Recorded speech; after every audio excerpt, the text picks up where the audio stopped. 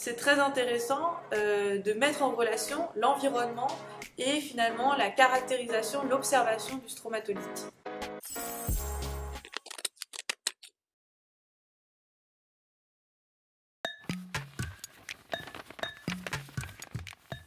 Je m'appelle Juliette Debry, je suis doctorante sur le projet STROMAS et je travaille à l'interface entre plusieurs disciplines qui sont la géologie, la biologie et la chimie. Alors le mot que j'ai choisi c'est stromatolithe.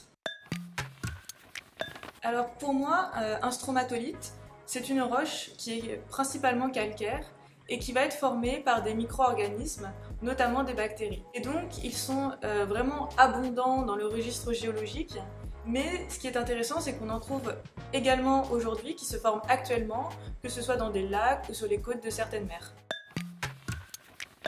En fonction de l'environnement dans lequel on retrouve le stromatolithe, on remarque qu'on a une minéralogie, une composition chimique, voire même des populations microbiennes qui sont différentes et donc qui dépendent de l'environnement.